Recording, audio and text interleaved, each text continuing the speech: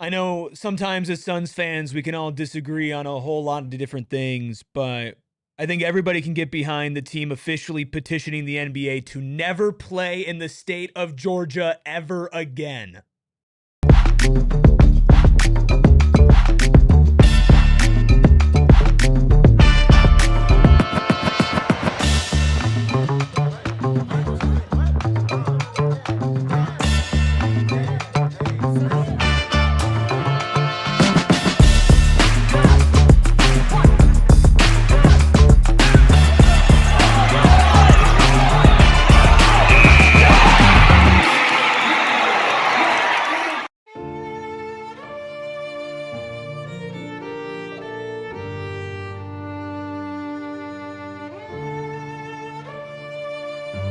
Psychos and sickos unite for a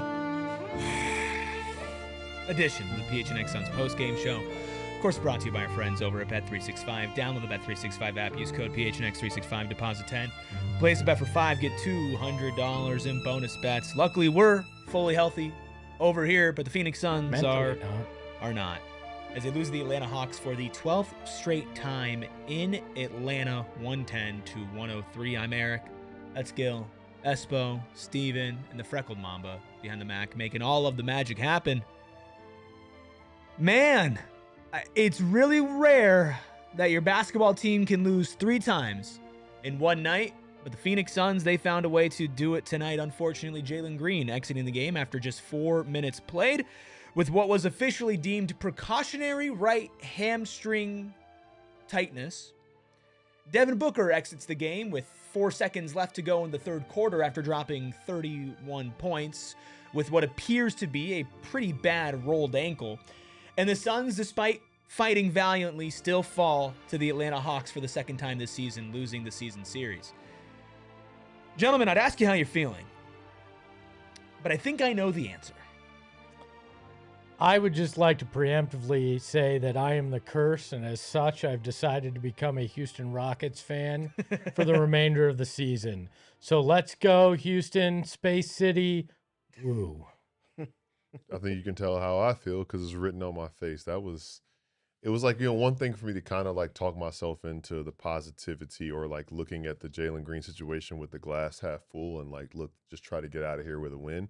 And it looked like you were well on your way to do that because Devin Booker was taking over. And then just like kind of like, not like, I won't call it a freak accident, but anything short of a freak accident of him stepping on Onyeka Okongwu's foot, just like during a dead ball.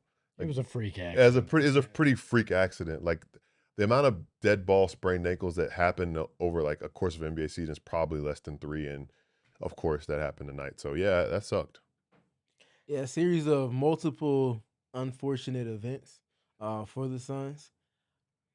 Yeah, definitely tough to not speak on that first before anything else because the way that game was trending with what that team was doing, as they typically have shown to do, especially in muddy games, which this one ultimately was evident by the score.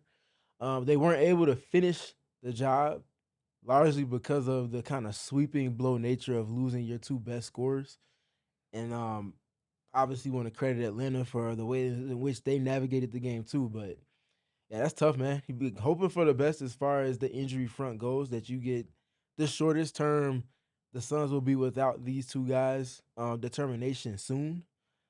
But the once you get back home, the schedule has no favors being done for you. Oh. Now you're going against some teams that are operating without some of their top tier pieces too. But that's just some, not all of the engine type pieces for the identity that you want to play with on offense. Can I play a little positivity? Please. Here, play. Because I'm not. I'm gonna play psychologist Espo. Come sit down on the couch. The last time we saw Book have this, what was it, game and a half? He was out 2 games, and it wasn't too long ago. It was the other ankle, so I'm not overly concerned when it comes to that. I think if it's similar, he can be back relatively quickly. To me, this team is not is not in trouble if Book's okay, right? You can deal with a couple games without him. He comes back. I still think this team is a very good team. They're the team that was 9 games over 500, the team that you've played with for most of the year. So as long as Devin isn't out for an extended period of time with this ankle, things will be all right. Things will be okay.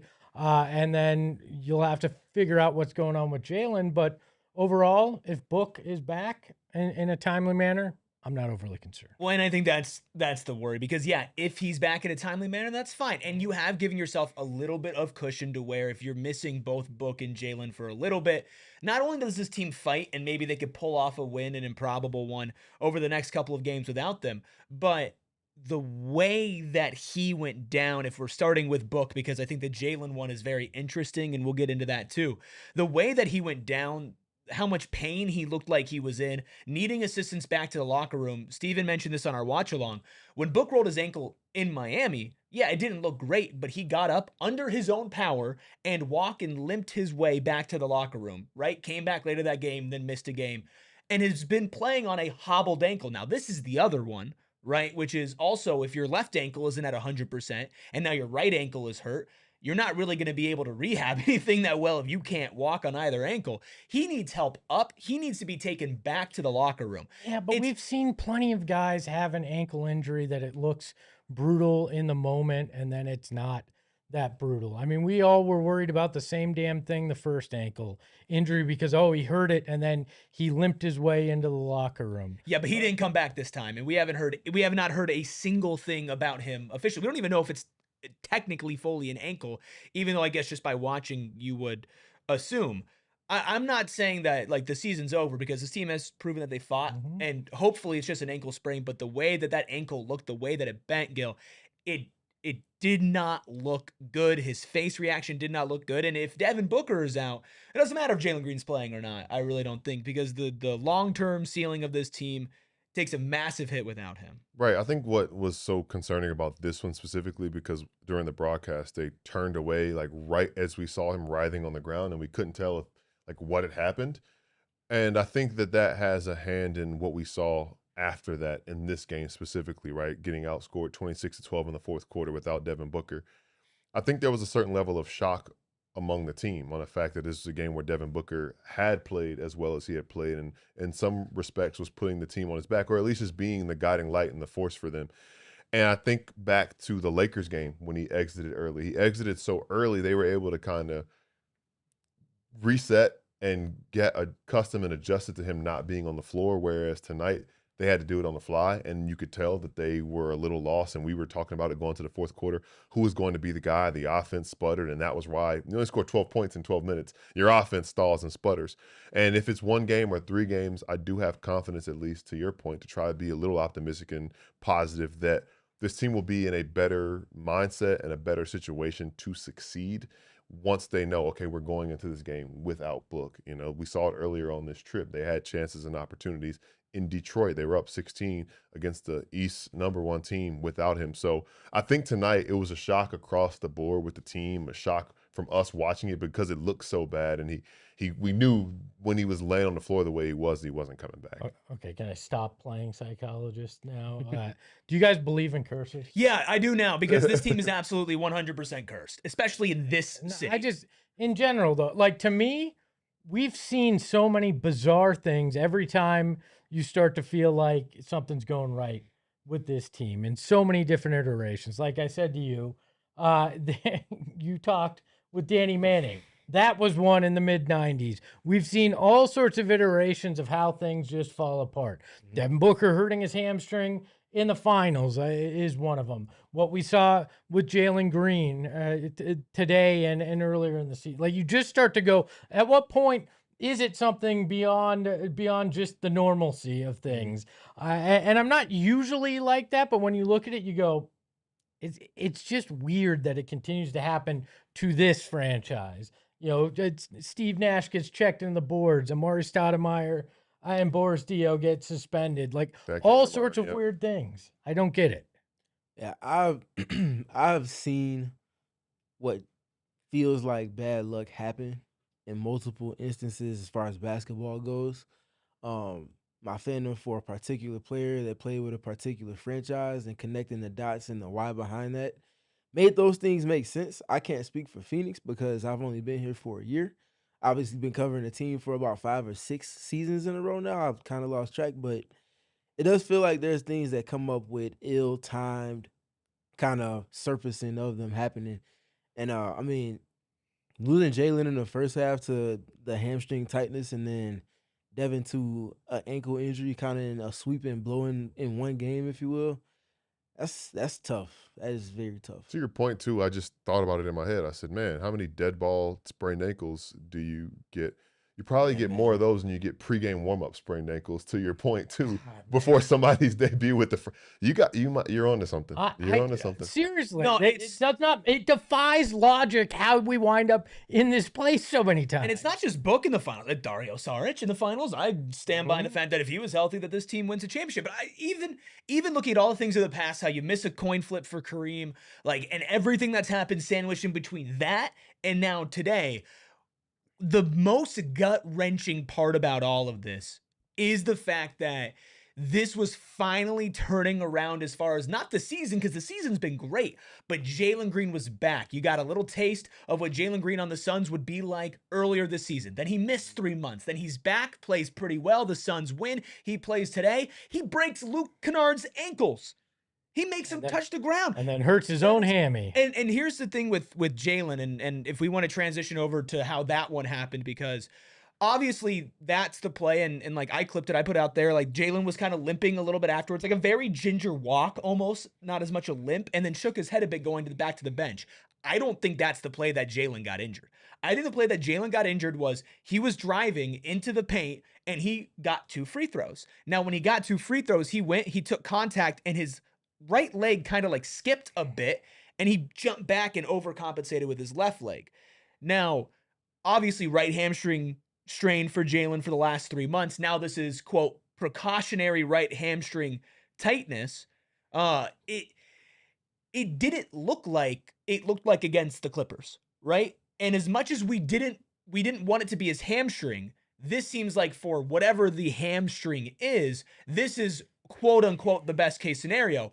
But it's always bad when it's, of course, the same hamstring that he's just missed 3 months of action. I don't think there is any good news when it's the hamstring, because this could potentially be, if you want to believe there was one in training camp, you want to believe it was re-injured in China, which is the assumption. We've never gotten clarity on that. Then he re-injures it against the Clippers, and then he hurts it again tonight. That's 4 times in 1 year. Yeah. And we know that this is an injury that the rate of getting hurt again is much higher than, it's 40% until you're fully healed. He obviously has not been fully healed at any point, even with the time that they've given him off. I don't have a lot of hope that this is going to be some kind of quick turnaround with tightness, How do you guys feel, Steven, about how this was labeled, how long it took for us to get it? Does it make you cautiously optimistic about maybe what the future holds for Green here in the short term? Real quick, for Killer Rex, I'm reading some of the nonsensical comments that we see at times. Just leave it out there for that. Sorry, the question is, Eric? He was labeled with precautionary right hamstring soreness. Mhm. And it took a long time to get that. Feels like they were very specific with how they labeled him. How does that make you feel about, again, projecting, speculating the short-term future for Jalen? Yeah, it just feels like part of the journey and getting back to full health. And I don't want to make it seem like I'm comparing myself to Jalen, because I'm not the athlete, even at my peak, that Jalen is. I was told you were. I've heard. Somebody told you wrong. I can be honest about myself. I was a good athlete. I'm not even close to what Jalen Green is. But when you hurt your hamstring, there's a part where in the comeback, you're going to feel kind of a little bit of what was. And to Gil's point, he's made that. Tim Legler spoke in detail about it. That's the mental part. Are you going to trust that the work that was done to get you back to that point where you can decide and gauge where you are with it? It's going to be one of those moments that's just going to come back up again and again. And it did seem like when he made the move to get to the inside hand finish on the drive after going past Kennard, I didn't know if it was just because he wasn't opening up as far as going and playing with that reckless abandon that Tim Legler spoke with us about, or if he was just being a little timid. But it did seem like he kind of short stepped some and then got into the finish. And then to see him walk after that, it is what it is. But I think them saying that it was just tightness rather than like a an aggravation. I'm listening to you or something like that. So I think that was intentional for a good reason, and hopefully it shows that he only misses maybe 1 or 2 games potentially. Yeah, I wonder if we want to get imaging when we get back in our building too. So For sure. That was my thought. It was like, you know what? Let's just give it like a generic blanket type of look. The order of the wording is kind of weird. It made it seem like his hamstring got tight as a precaution, but they're holding him out. His hamstring got tight to precaution from being having a strain. That was the one qualm I would say with that whole thing. But they were making a precautionary reaction to hold him out because his hamstring got tight. But it does kind of feel like, okay, it got tight. We're not taking any chances. Let's treat it right now. See how he handles the flight back to the Valley.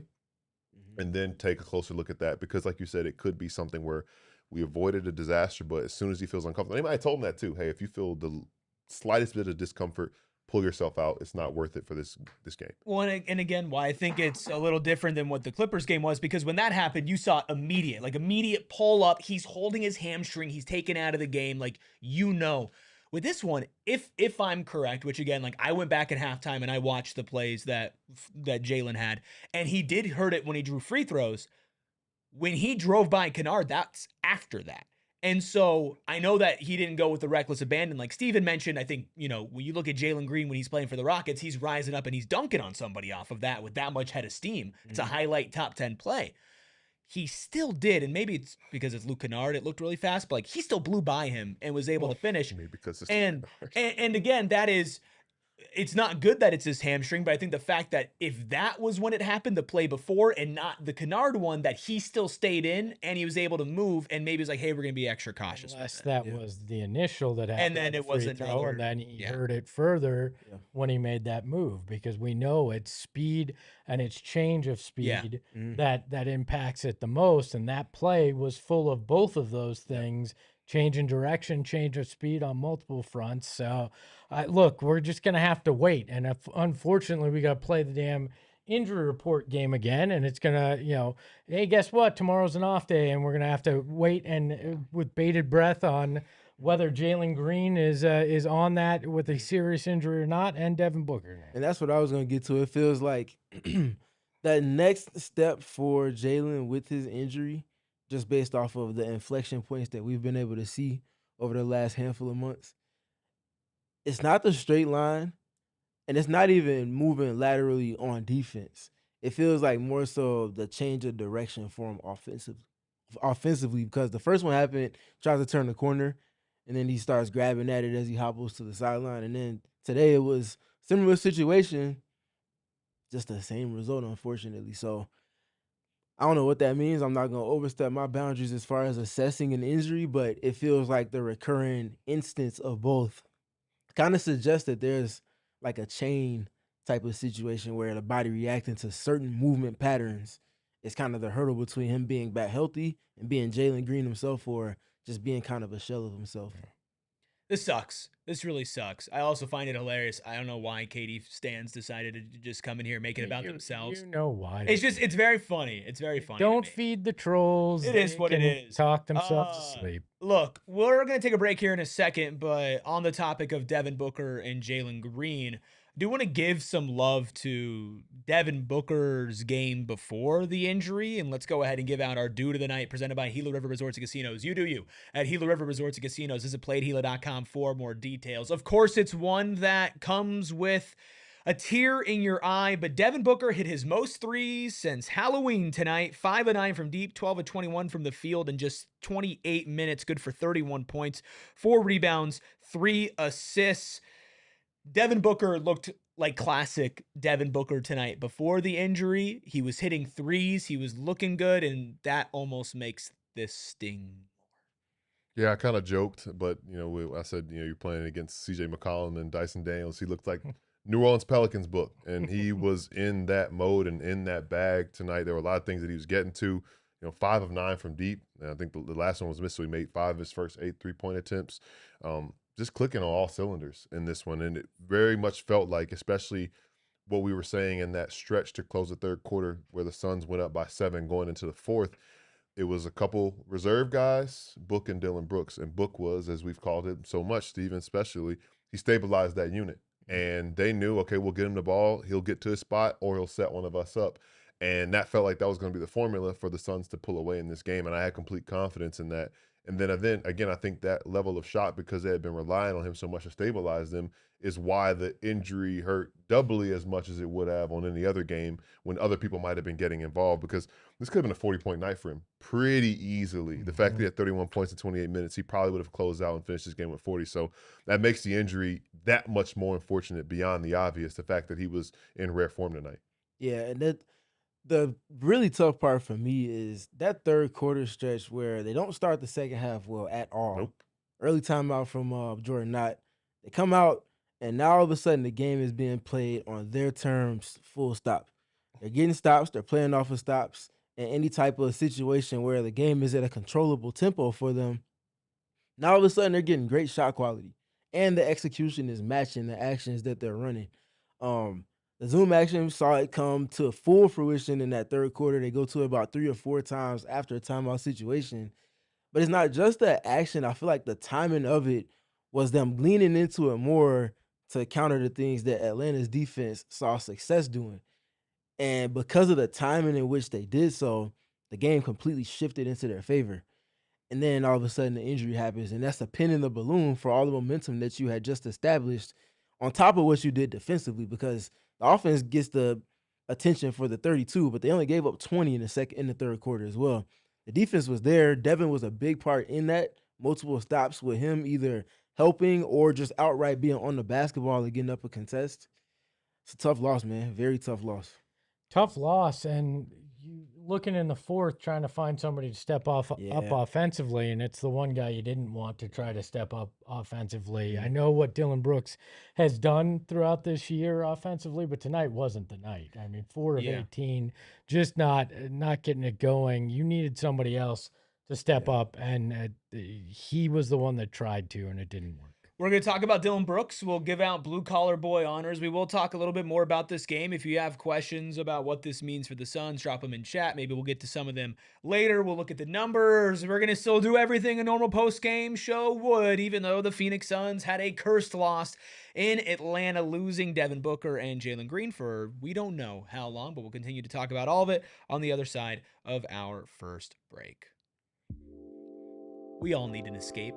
Right about now, we all need to have a good time, a fun time, and you can over at Gila River Resorts and Casinos, because they're introducing Vegas vibes to Phoenix from now through April. The Vegas residency at Gila River Resorts and Casinos brings the energy, attitude, and excitement of Las Vegas straight to you. Exclusive concerts, extended DJ sets, chef-driven dining, pop-up bars, surprise cameos, plus don't miss the fabulous Corvette giveaway with special perks for loyalty members. Drive into excitement with the fabulous Corvette giveaway, 4 casinos, 4 Corvettes, 4 chances to win big. You can do it at all 4 of their locations. You can get entries on Fridays, Tuesdays, Saturdays, Thursdays, basically every single day, but Mondays and Wednesdays, plus exclusive giveaways as well. Then April 27th, 28th, 29th, and 30th, they'll be giving away a Corvette at each of those locations. So don't miss your chance to accelerate into luxury, play, earn, and win at any of our 4 locations today. I feel like I'm going to be sick. And you know what I need? A much nicer bathroom for that. And I'm going to go to Window Depot. And yes, Gil, they do have stuff for bathrooms. I know you're saying Window Depot. No, not just windows. It's more than a window store. Give it the program. All right, geez. I keep telling you, Gil, more than just a window store. My wife and I, she came to me this morning, or it was actually last night. She said, look, we're redoing this bathroom. We're knocking out this wall. We're going to get new cabinets. We're going to get new mirrors. She said, we're going to Window Depot this weekend to actually get this done. And I said, you know what, honey? Why don't we start tonight by going to the Window Depot's website? looking at things. And then, yes, we will go to one of their 7 Arizona locations this weekend to try to get everything we need. And we will talk to one of the designers that can help us for free to make sure that this bathroom looks exactly like what we want, because they have the biggest inventory and the best prices. And they have in-house designers, like I said, that you can use. So visit thewindow.depot.com and get started on your next project today. Wait. This is at the house that you moved to? Because I'm confused. The one that you live. No, I haven't had to leave yet. Yeah. I think what's going to happen. The operative word. I think what's going to happen is I redo this bathroom, and then she says, "Thanks, we got everything we needed from Window Depot. Appreciate now you. You can go live with your parents." And then my parents are going to say, "You can't live here." So I'll be living out of the office. Okay, that's the clarity I was looking for. I was like, wait, she's controlling things at the. Yeah, okay. The bachelor pad won't be controlled, and by that I mean my office that I'll have to use the gym bathroom downstairs. Hit that like button, hit that subscribe button. Help Espo remodel his bathroom. My team's going in the crapper, and I'm going to be living out of my office soon. Everything's coming up aces. We're going to read your super chats here in a second. There's somebody in the chat saying, any update on Book? No, I'm not seeing any updates. I've been monitoring Twitter. Still nothing from Dwayne, who's out there obviously covering the team, and obviously nothing on an official front as well. The team does travel back to Phoenix, I would assume probably tonight. Yes. So it'll be probably a while until we get an official update, probably looking into tomorrow. I highly doubt they practice tomorrow, considering the traveling and the nature of 6 games on the road spanning a little over 2 weeks. Might not hear anything until Sunday. But of course, we'll let you know at PHNX_Suns. You can also check out Steven as well, who always has you covered with up-to-date everything on the team at StevenPG3. Let's read a couple super chats here before we keep on going. Matt to the Power of Joe. Thanks, Matt to the Power of Joe, a diehard and a member with a $4.99 super chat, says, it's not the end of the world, but it is the end of the road trip. We wanted this one, but it's the standings at the end of the season that matters. Logic. I think the floor, you had to be at 500 for this road trip, so... If you want to look at the glass half empty or half full, however you want to look at it that way, Gil and I said 4-2. They finished 1 game short of that, but 3-3 is nothing to scoff at, because at the end of the day, the goal that everybody shoots for is 500 on the road on the season. To be able to do that on that road trip, I think that says a lot about this team. Common sense to the Power of Joe is what I think that was. So. Riddled. We have a lot of prayers coming in for super chats. We're going to read them. Riddle2335 says, Lord, shatter every curse. Come on, put some heart in. Lord, shatter every curse. Clothe the Suns in strength, focus, and fearless victory. This is our season. Amen. I don't know, the tone you just read that in made me think of Drewski's skit. Why am I wearing Christian Dior? Yeah. I was thinking like righteous gemstones. That's what I was going for. That's what you were going righteous for. gemstones. We need $4 million to raise for Jalen Green's medical bills. Hey, can I get an amen? Amen. Life savings in the front row. Can I get an amen? Amen. Y'all got it. Intro for Sunday's game is going to be Espo coming in held by rope from the that same rope. Amen. You would think that the pastor's kid would be better at this, but apparently not. Psycho Blue with a $9.99 super chat. Always good to see a super chat from Psycho Blue. Says the basketball gods clearly live in Atlanta, more like the basketball demons, because cursed. They live off of lemon pepper wings. That is what we've Designer had bras in Atlanta. The Suns got demons in Atlanta. 100%. On a roll right now. I love that we've got Steven in his bag lately. This is what we need. Yeah. He's got 2 love the plays to choose from tonight. He must be in a great mood. See? Shivon 9095 with a $2.99 super chat says, simple prayer, God give us challenges so to take. No, it's simple prayer, God give us challenges so to take. I'll let you stay in that lane. You can read the next one too if you'd like. No. Dear Lord, baby Jesus, laying in the manger, please heal Booker and Green. Amen. Shout out Eric.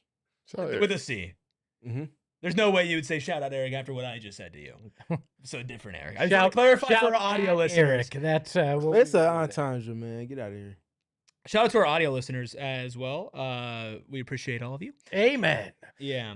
Okay. So the Suns did play a basketball game today, And let's just go ahead and take a look at the numbers presented by my pain and suffering and misery. Of course, the only number that matters is 110-103. The Atlanta Hawks do pick up a 7-point victory to win their second game in a row. Is it easy to even look at the numbers right now, Gil? Because honestly, I'm looking at all these and all I see is pain to pain to pain to pain to pain to pain. Yeah, just pain everywhere, to quote Jameis Winston. But yeah, it's tough. I think the one that stands out is the fact that you go into the fourth quarter up 7 points and you're outscored by 14 in the fourth quarter, which leads to this final score of losing by 7 points. That was a lot of math right there, but I'll keep it rolling. I think the big thing that I think about as far as this team goes, what we got? Devin Booker left the locker room after the game on crutches. Oh, God. Thank you to Dwayne Rankin for then explaining what crutches are. Something a player uses so they don't put pressure on it. Struggling to put pressure on it. I think he was explaining it to help. Yeah. No, yeah. No. I get with you, but also, yeah, it is a right ankle injury. There were I don't want to offend nobody, but yeah, yeah. Man, that could be in part because they want to keep as much pressure off of it before the plane flight to keep swelling down. Mm-hmm. So I'm not going to read into that either, because a plane flight of that length, it's like 3.5, 4 hours from Atlanta. You're obviously going to get some swelling, and the more you can keep them off of it, the more you can keep it down. It makes sense, but it doesn't sound good. Emphasized, sometimes being over explanatory for what it is that you're saying with great intent. Right. I'm surprised, and maybe they didn't have a walking boot available, because that's the other thing you kind of see sometimes. They put guys in walking boots to just keep everything minimized as much as you possibly can. But like you said, similar to the Jalen thing, where I'm like, they want to do more testing probably when they get back to their own facilities, because they're ready to get back on the road and get home. Like, I think the same thing. They'll do some probably imaging to determine what extent. And I will say, and again, I have no idea what they did. I had a really bad sprained ankle one time in college and got an x-ray immediately to make sure there's no, because a lot of times you'll sprain your ankle and it'll be like a chip bone or something like that. The fact that we heard nothing about that, I think should be a positive. And the fact that it's just an ankle thing, I would think like the actual ligament of the ankle, because that is like pretty common procedure. X-ray, make sure nothing else is going on, then go from there. Because a lot of times you sprain your ankle, you also have like a Jones fracture. That happens a lot of times. Guys' feet go that far, they sprain their fifth metatarsal. I mean, they break their fifth metatarsal. So the fact we haven't heard anything about that should be some type of positive. And again, sprain's not great, but it's just a matter of what grade it is. And it just is right ankle injury. So again, we don't know about ligaments. Now, the same thing as Steven, I'm obviously not a professional athlete. I have torn ligaments in both of my ankles, both during athletic activities, one time doing karate, another time playing basketball. And I'm not saying this to scare you, but my ankle looked like how Devin Booker rolled his ankle in the way that it looked there. Now, again, ankles are different. His ankle is much stronger than mine. The ligaments are much stronger than mine, but that is what my ankle roll looked like, and that is how I reacted, and I was able to put a very light amount of pressure, but I had to be helped, which again makes it feel a little bit different than when Book rolled his ankle against Miami and then got up and started limping. So that's the update that we have. I would assume still nothing further than that until most likely Sunday. Although if it is something really serious with either of the two, I would imagine Shams Charania is probably going to be tweeting something about that. He'll probably have that news first, but of course we will keep you updated. Look, I played a doctor on this program once, stethoscope and all, so I'm just going to say it. I think it's an ankle sprain. Just going to call it. So I mean, but in an ankle sprain, like Steven Adams is a grade 3 ankle sprain and is out indefinitely right now. So it's tough. But so I think obviously the injuries to both guys matters for sure. I want to emphasize that part before anything else. But this is why it's so important to handle the business that's in front of you to the extent that they have, which was coming into today's game, 5th place in the Western Conference. Because you've far exceeded what people's expectations were for you, and maybe even the expectations that you had of yourself up until this point in the season, you now have some room to where, just throwing out scenarios, maybe guys miss a week or two. And there's a lot of games happening when you come back home. You're playing almost every other day for a nice stretch of games. If you don't have those guys for some of those and you end up going on a little bit of a losing streak, you can still rest on knowing that you did as much as you possibly could to control what your record was before the inflection point happened. And then once you get back, obviously you have work to do, but that mountain to climb if you hadn't done your work early, would be a whole lot. It would be a whole lot more pressure on guys to figure it out in a situation that's unprecedented. So I think them handling their business this well matters a lot. And because they've done so well, I still don't have a doubt that they can figure things out to potentially bridge the gap for a short term. I don't think it'll be something that's sustainable if you're doing it without both of those guys, so don't mince my words. But I think they can figure out short-term plans leaning into other dynamics of what makes this team so good in the short term. Well, and this is where, having immense depth at the guard position helps you. Yeah. You're never gonna completely make up for losing two guys like that, but you do have guys that can step up, can fill in for a short period of time. This is where, Jordan Goodwin gets additional minutes. Jamari Bouye being healthy again can play with that. Is it ideal? No, but imagine where you would have been a year or two ago if you had major injuries at guards. Steven and I would be starting in the backcourt. Nobody wants to see me. I would. I mean, I definitely laughs. want to see that. I I would want to see it. I was gonna say too, though, like the player part of it definitely matters for sure.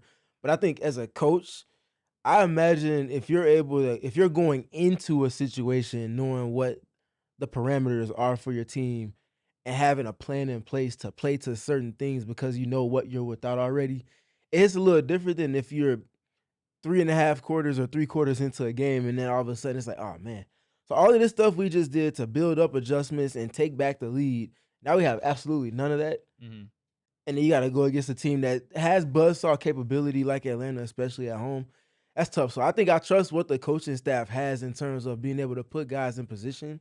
Now it's just a matter of how long are they going to have to kind of dip into that part. You said it already, Steven. Atlanta did take advantage, right? They executed well and put the Suns in some uncomfortable positions because they knew what Phoenix was up against in that fourth quarter. And you, Espo, talked about Jamari Bouye. It doesn't get lost on me. Like, he wasn't dressed tonight because this team had gotten to full strength because the injury report was empty, and I will take some credit for talking about that at length and how impressed I was at that, and then they take 2 steps back today. But on a night where typically, right, where we've seen guys go down before, Jamari Bouye is another guard who would typically be available. He's in street clothes tonight. Isaiah Livers is another guy who I don't believe was dressed tonight as well because they just came back for whatever. So there are guys capable of stepping up in spots. Again, Jamari Bouye, the season-long answer to replace Devin Booker and Jalen Green? Absolutely not. But we know, and we've seen it before already, because this team has won games without both of them before. They have the guys capable and willing to step up in those spots when they're prepared for it, and they have the coach that'll put them in a position to succeed when the time comes. I was just going to say, too, sorry, Eric. No, please. Like the tough part, man, we just got done hearing Matt Ishbia talk about 2 weeks ago. They're looking forward to the team being fully healthy, assessing things before the deadline, and allowing for what they're able to compile information-wise to kind of steer them direction-wise on what to do at the deadline. Even if it is only a week or so of games, it feels like that puts a pin in that kind of foresight that they were hoping to have come to fruition for them too. Well, and Suns fans are already cautious about making moves or not making moves and what you do. Even though this game was doo-doo. It was a strategic. Yeah.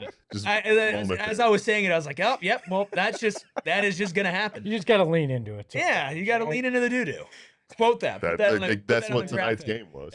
This game fully leaned into the doo-doo. Can we get a quote graphic of that, Eric? I mean, I think that'd be kind of funny if we did. Yeah.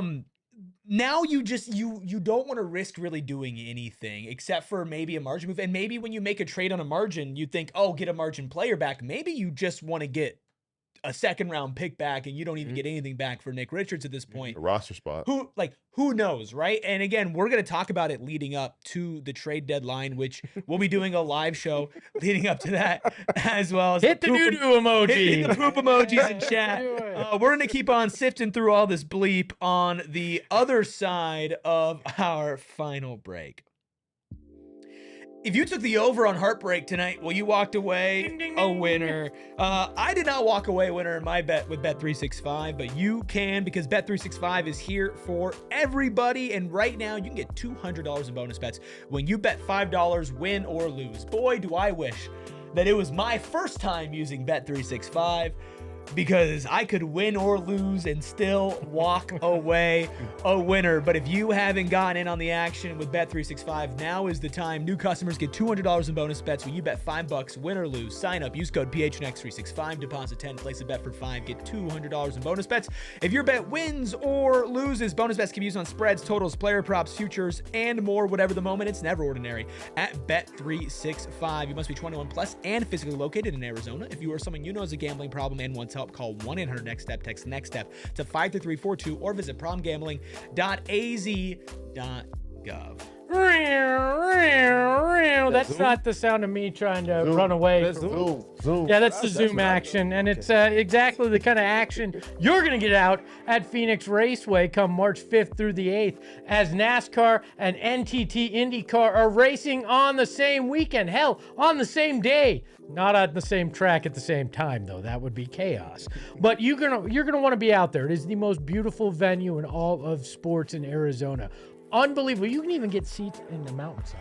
That's how unbelievable it is. You can camp out there as well, but you're not going to get any closer in sports than you will in the infield experience, where you get to go inside the garage, walk the track, meet the drivers, and catch the pre-race concert. No sport brings fans closer than you get in the Desert Diamond infield experience. Plus, you get to see Kyle Larson return to the track where he won it all back in November. So it's the 2026 NASCAR weekend at Phoenix Raceway with the NTT IndyCar. Get your seats today at the link in our description. Help our channel get to 50,000 subscribers. I have some breaking news in the good sense.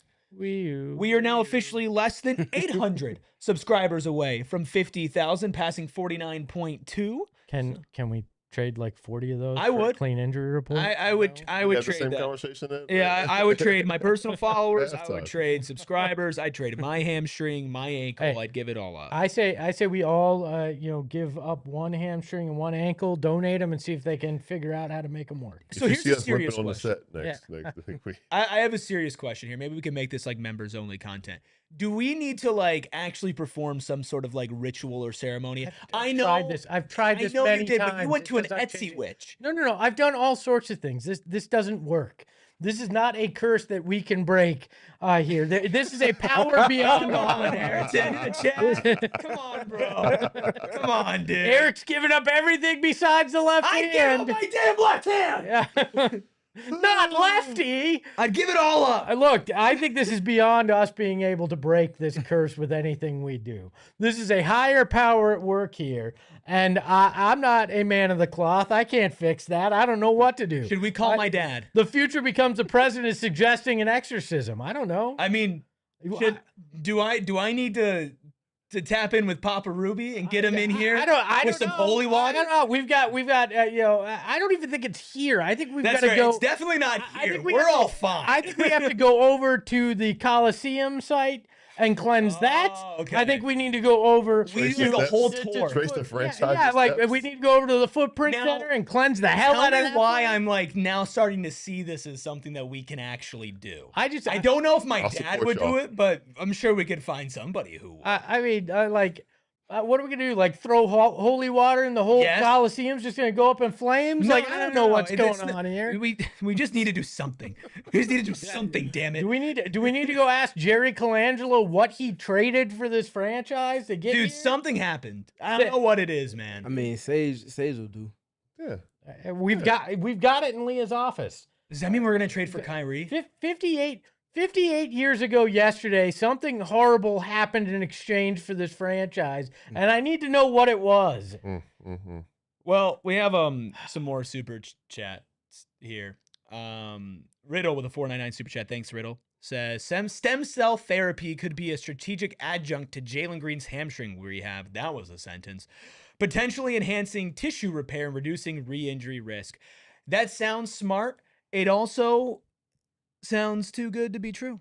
So I don't know. I believe your boy Scat did that. Stem cells? I believe it was, or blood spinning. We'll figure out something for Jalen. yeah, that's what Kobe did, right? Can we? He went to Germany. Yeah, he went to Germany. Yeah, Can I we think they get do it Jalen Green in stateside Germany. now. I think they do it stateside now. So I am like jogging my brain. I feel like there's been a player who had like a really bad hamstring issue, and then they eventually got over it, and I forgot. Yeah, it was Chris Paul went vegan or plant-based rather.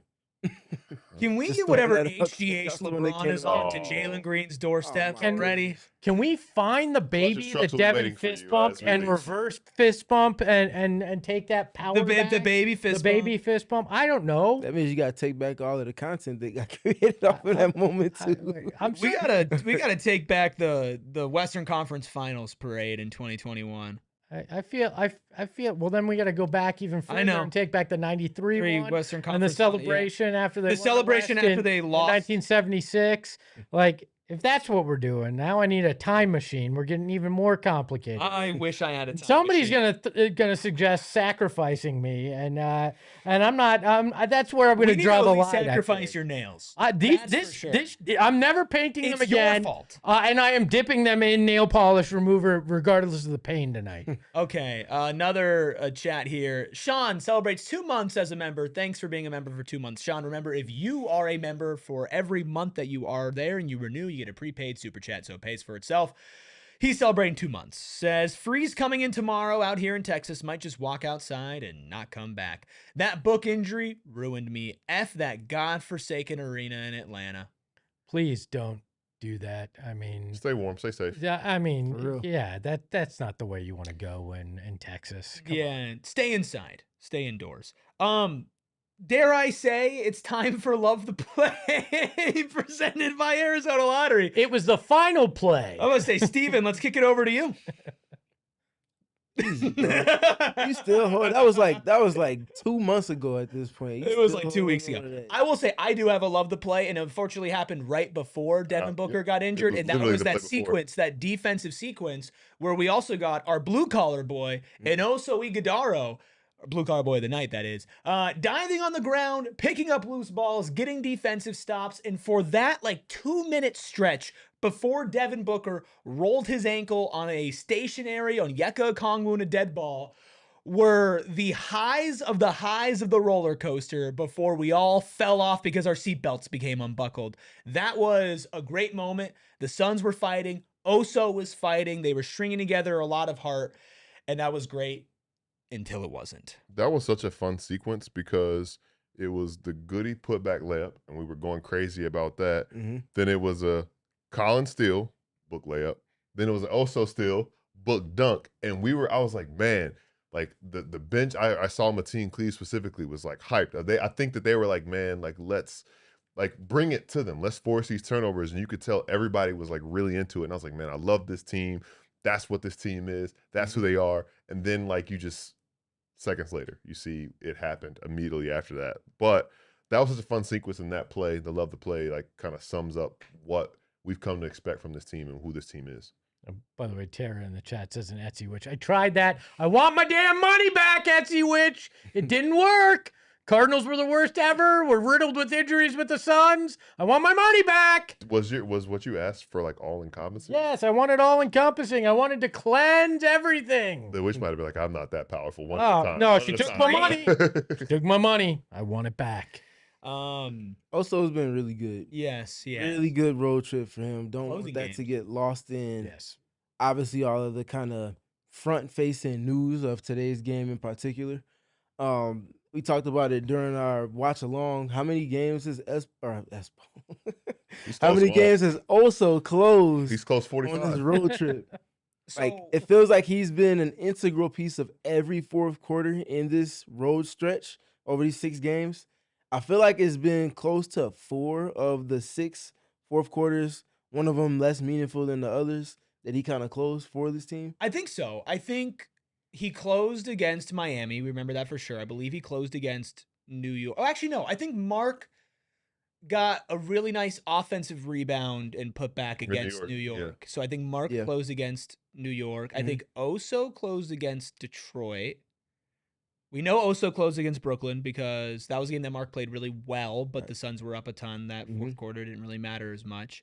And then he closed versus Philly, and he closed in this game. At least half of the games, at least. And you see this is not a slight to Mark at all, but the activity uptick that comes with Oso being on the floor, his defensive disposition, and the certain type of timing that he has to how he's been operating defensively for this team. He's covering for guys. He's impacting the ball on his switches. Tons of, I mean, I would love to tally how many deflections and steals he was accounted for on this road trip alone, isolating just these 6 games over 13 days for them. He's been really, really good. And he's also had impactful moments on the offensive end as well. It feels like in these same 4 games where he's been closing, he also has one notable, meaningful, impactful dunk in the mix with all of it. In a way that's allowing for them to kind of connect things with the value he provides on both ends.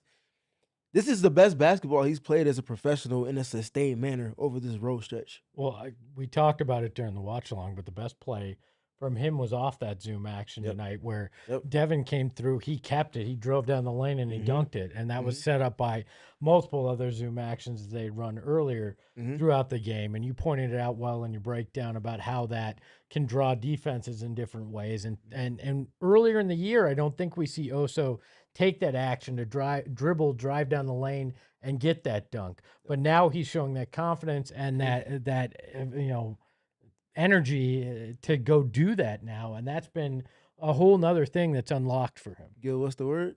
Force. Playing with force. Yep. That finish and like he has turned a corner in a literal sense, and he's also turned the corner metaphorically. Thinking about the fact that you guys, and I think it was right before I got here, you talked about there were some people lamenting the minutes that Oso was getting, and you have all said that he was showing some signs of things that he could do at a larger scale. Like we talked about, hang on to the good moments you're seeing from these guys. And then we all started noting a marked shift in confidence. He was trying more things. He was taking people off the dribble. Kind of happened at the end of December. He was making plays. He was throwing riskier passes. And I think we are seeing him now in real time put all the pieces together. Like the play he talked about with the dunk.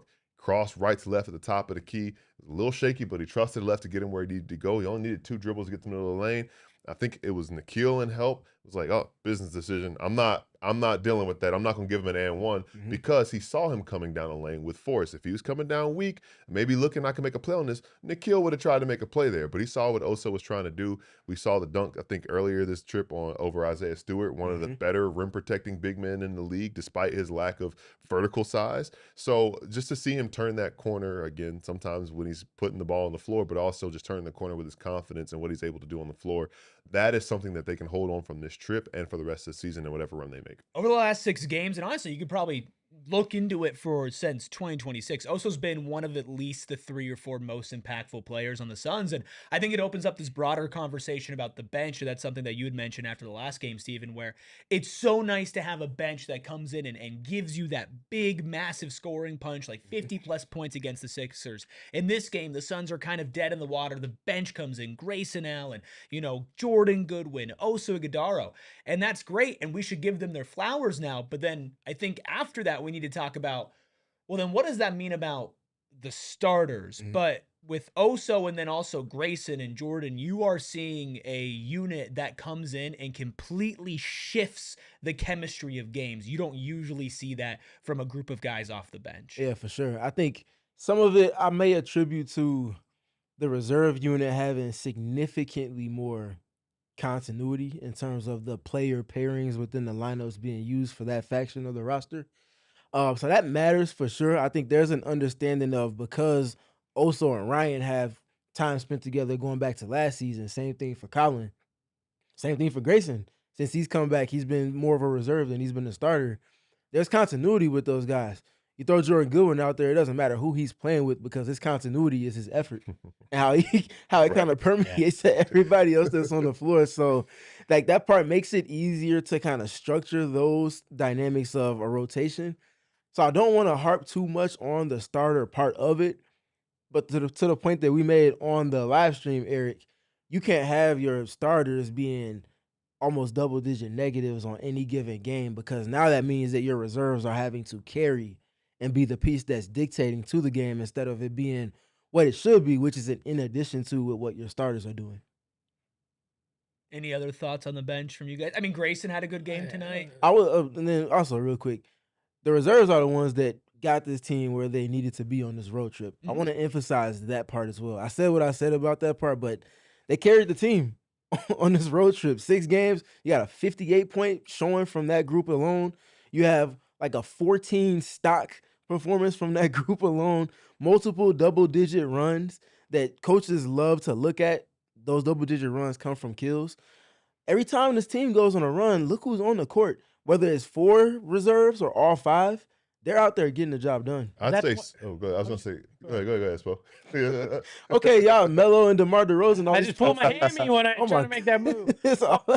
So to me, yeah, that's why I have faith, though, right? For sure. Because the bench is a unit that has done Mhm. so much of that, and even if a guy has to step up into that starting lineup, I still believe that they're going to be able to continue to do that. So again, if this is a short time for Devin out, I think this group can sustain well enough until he gets back. And that was the thing I was thinking about, how they sustain and what we've seen from this group and what we've seen from Jordan. If one group's not working, he can kind of just tweak and mess around with it until he kind of finds that. And I think that's why we have the confidence and why we've learned that this team is never really out of a game. Because, okay, this unit's not working, this combination's not working, but the run-on sentences you talk about, okay, let's tweak one guy here, or let's do this right here. Let's keep 2 starters in with 3 reserves. Let's do 1 starter, 4 reserves. Let's go 4 guards and 1 big.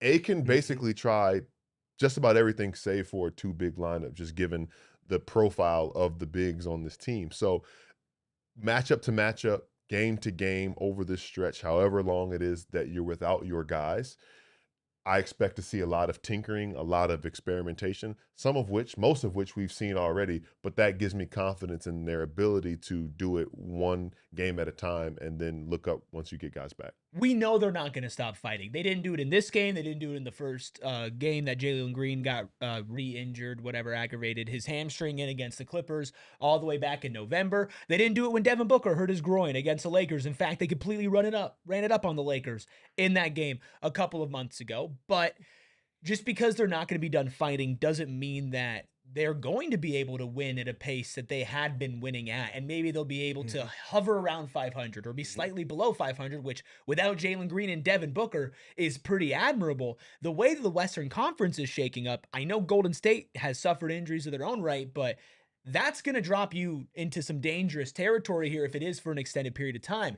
And one guy that you're going to have to look at, whether it's a short-term, absence for Jalen and Book, or if it's long-term for one or long-term for both, is Dillon Brooks. And I think that's where we could talk about tonight before we wrap up talking about the bench. Just to put a bow on it, can we get a bunch of, if you have the Jordan Goodwin emoji, drop those in the chat.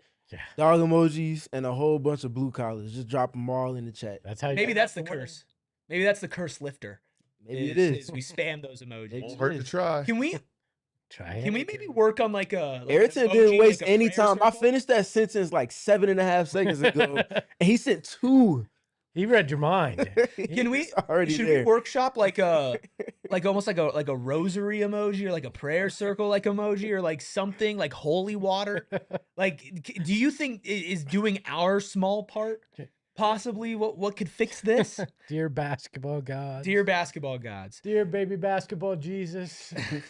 We'll get to super chats in a second. I think we need to have a conversation about Dillon Brooks, who did not have a good game tonight.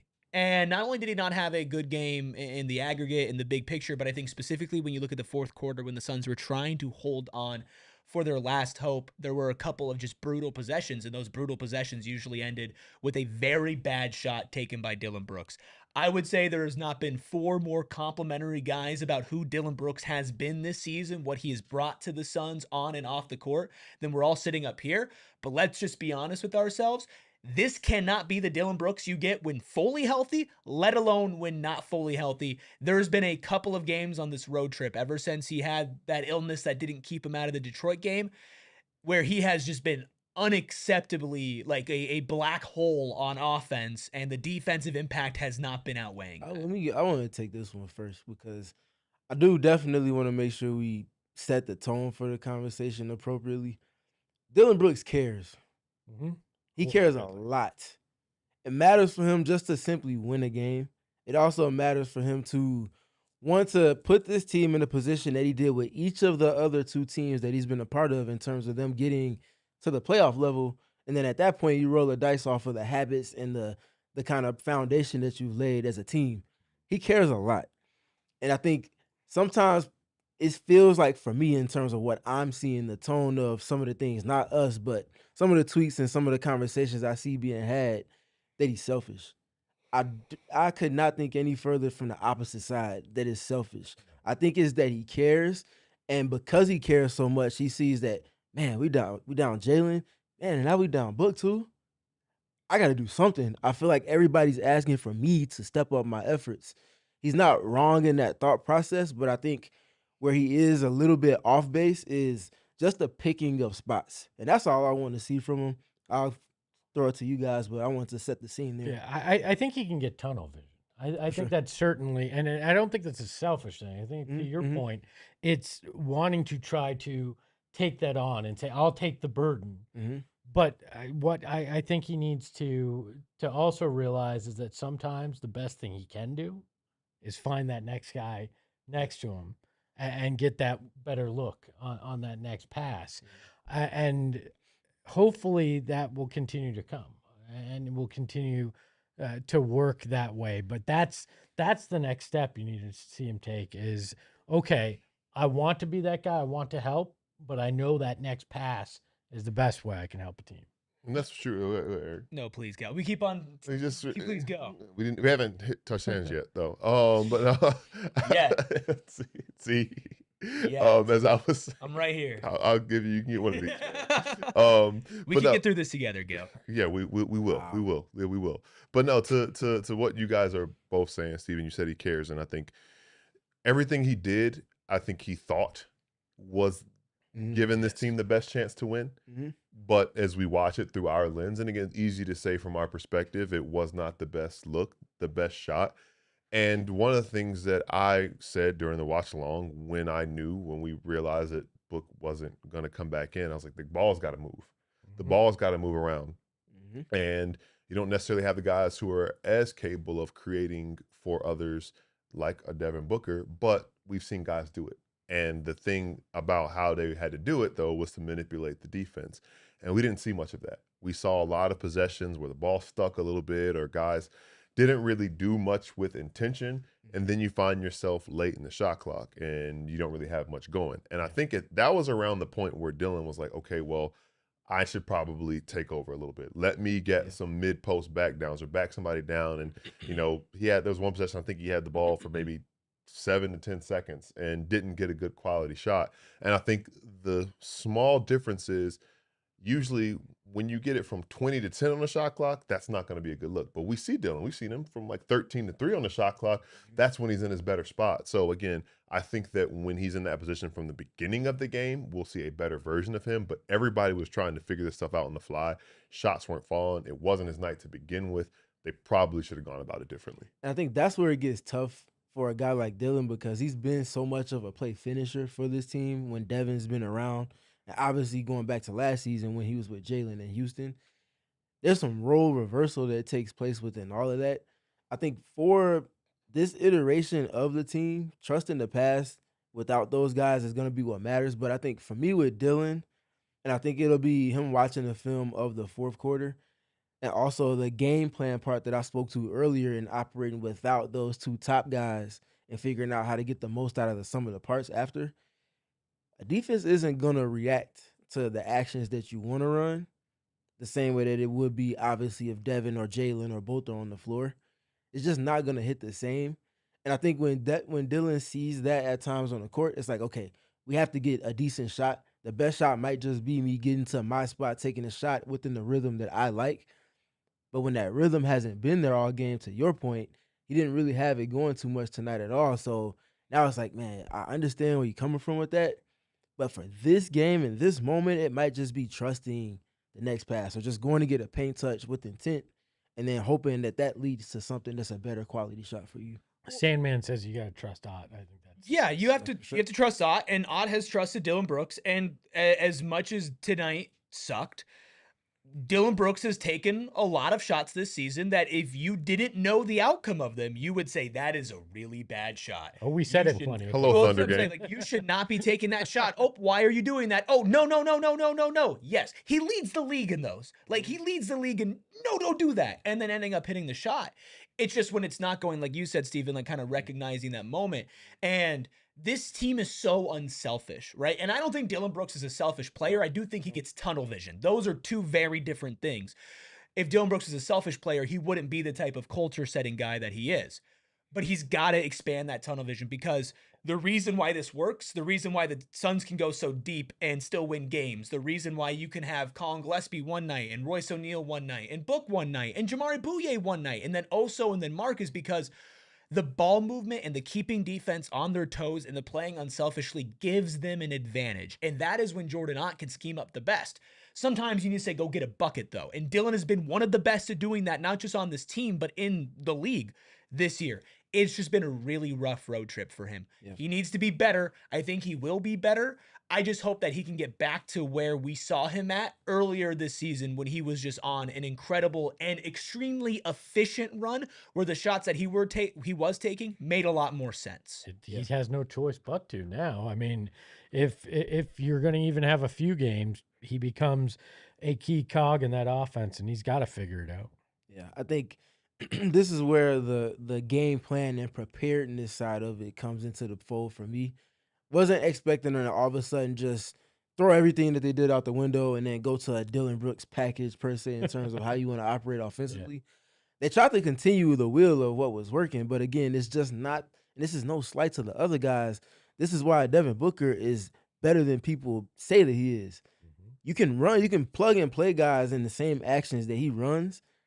If he's not there to set the table for that and then receive the attention off of someone else running it while he's on the floor, it's just not going to hit the same. If they tried to run Zoom a few times when Devin initially left the game, it's just not getting the same reaction when Grayson's running it at times. And now that's what puts Dillon in a position where we tried to get to a trigger. The trigger didn't work. Stop. Tick, tick, tick, tick, tick. Now it gets to Dillon on the third side or second side. And he's like, all right, I got to do something because we haven't done anything yet. So it's tough, but I think they'll figure it out. It's just a matter of going to get paint touches at this point. They can try to run as many actions as they want.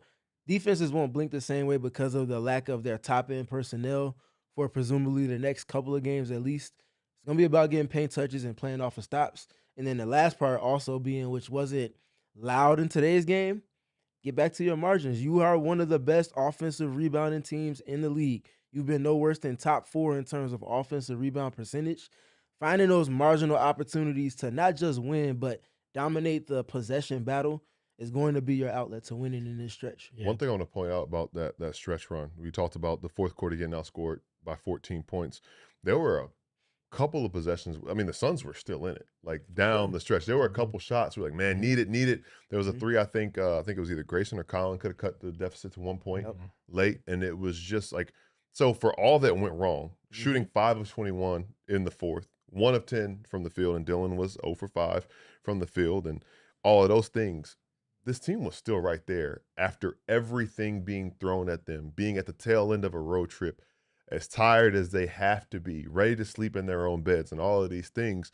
They were right there against a solid Hawks team that's still trying to figure it out. And again, as we've said already, executed and took advantage of what the Suns were up against. So I think that speaks to the mettle of this team, if nothing else, that we thought they still had chances. We were like, man, if they can get one here, if they can get a stop here, if they can just whatever, and they just weren't able to make enough plays.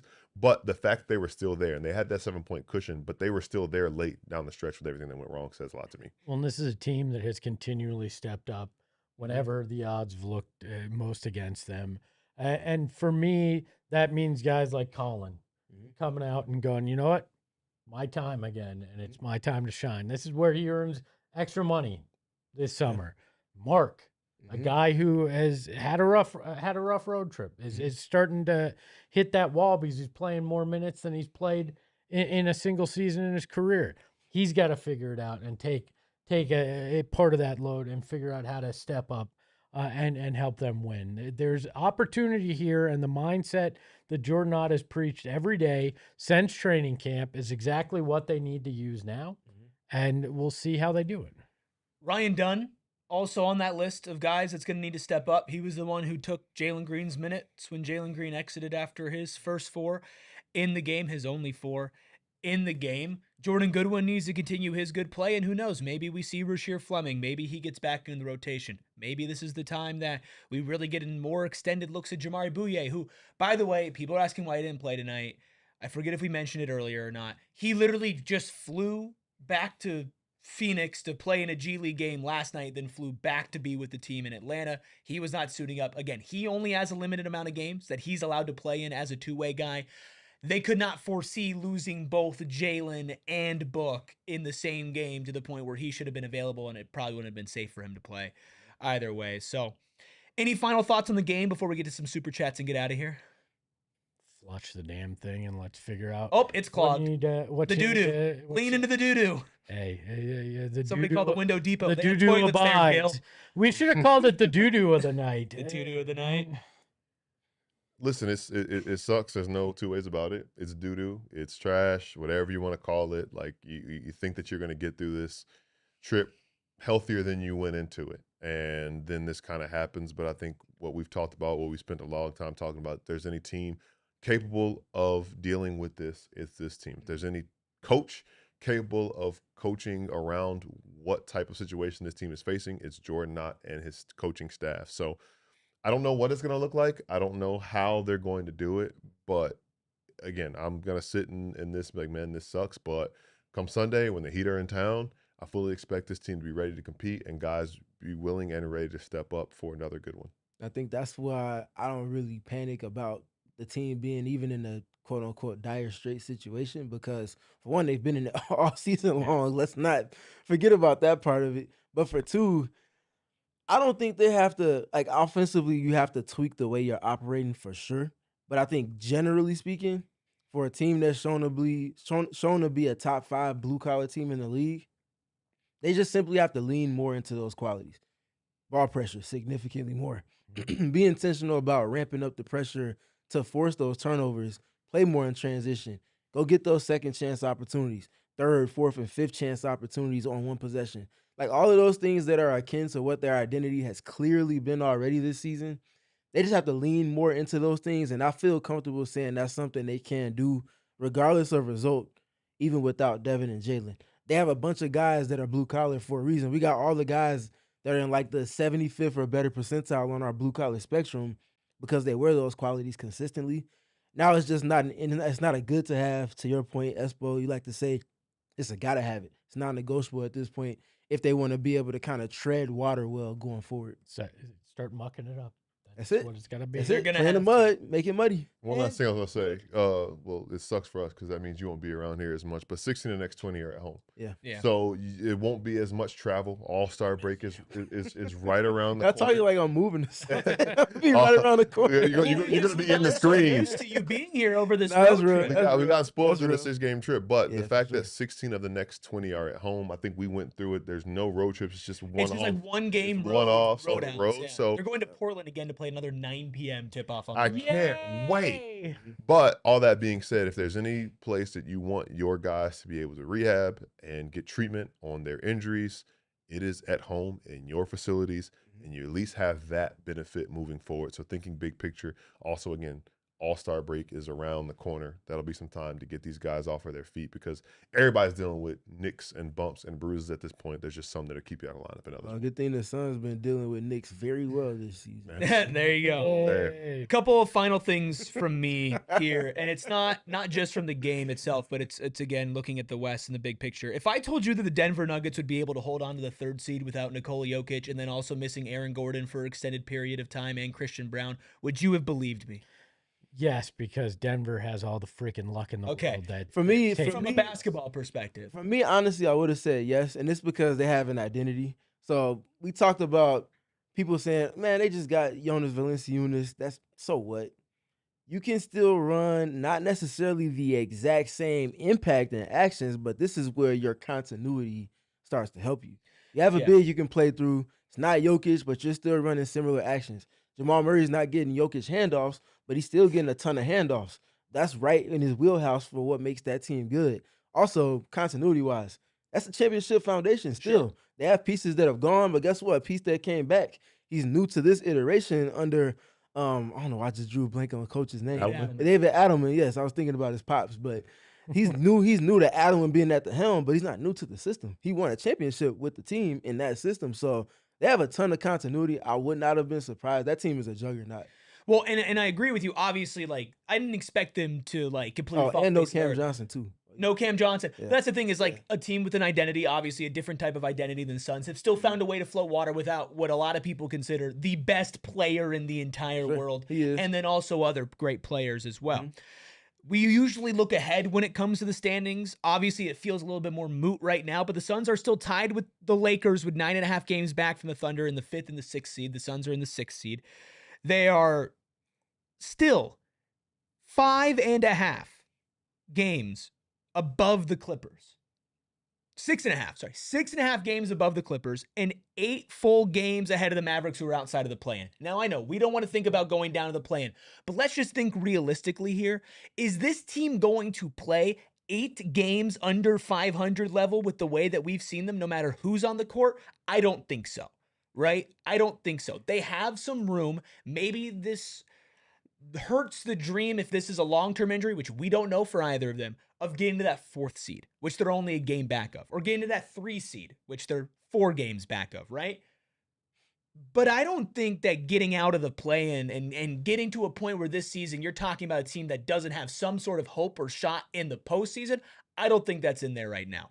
Obviously, we don't know the long-term output for either of these guys, but I don't see this team playing 8 games under 500 and then the subsequent other teams continuing to play at that high of a level for the rest of the season. I just don't see that. And I think that's where the doing your work early part that I spoke to earlier matters so much. You have tiebreakers against almost all those teams that you're in the mix with right now, on top of the just record-wise where you are in comparison to the teams at the top of the West right now and the teams that are underneath you right now. You've given yourself a little bit of leeway. That word keeps coming back, Gil. Hashtag leeway. You've given yourself a little bit of that to kind of work with. I'm just also hoping that those guys aren't out for too long. Yeah, me too. We can talk a little bit more about that supplementally. Maybe we'll get a little audio-only episode. That's going to wrap it up for tonight. I think we've wallowed and coped and talked about realistic options quite a bit. We appreciate all of you. Let's read some super chats to get out of here on. First one from my father. Hello, Dad. Says with the 499 super chat, says, I will do an exorcism, but the cost is all 4 hosts have to wear long pants all summer. Deal. Hey, Papa Ruby, my legs have never been bare on this program, so you already got one guarantee. Listen, right? the way the ACB busting in here, I can go ahead and keep some pants on. The one person No who hasn't problem. experienced the summer here yet is the one that's going to have to blindly say sure. He got to walk to work. I do. But you better sacrifice that for If the that's Suns. what it takes, man. Crusader X6 with a $2 super chat. Thanks, Crusader. Says, we need to perform a Lent to heal D Book and Green. We need to do something. We need to figure something out. It's all on the table right now. We're going to put our heads together. We're going to talk about it. We'll be back on Sunday for a pregame and a postgame show. So make sure you're tuned in for that. Follow us on social, subscribe to this channel, hit that like button, help us get to 50K. And of course, the show that you can follow is at PHNX_Suns, giving you updates on injuries, highlight plays, the highs, the lows, everything that comes with being a cursed Phoenix Suns fan. We are there for you on Twitter and on Instagram. Shout out to the Freckled Mamba behind the Mac, making all of the magic happen. You can follow him at Freckled Mamba. You can follow Steven at StevenPG3. Very important that you follow him as this upcoming homestand for the next basically 2 months comes down, because he will be at every practice, shoot around, and home game, giving you the best content. Plus, of course, all sorts of basketball breakdown videos like the one we have on our channel right now. You hear us talk a lot about zooming and zoom actions on this show. Well, guess what? Do a zoom. Steven broke it down in a non-musical way, but the X's and O's on our channel, so make sure you check that out. You can follow Espo, catch him on Southwest Bias every weekday at Espo. You can follow Gil at @GilMcGregor_walking in the summer in his pants as always. And you can follow me at ERIKRUBY. And remember, as bad as it might feel right now, at least Suns fans aren't Rockets fans who are in the opposing team's chats after they won a game. How pathetic. Ahoy, hoy. We all silly like the mayor.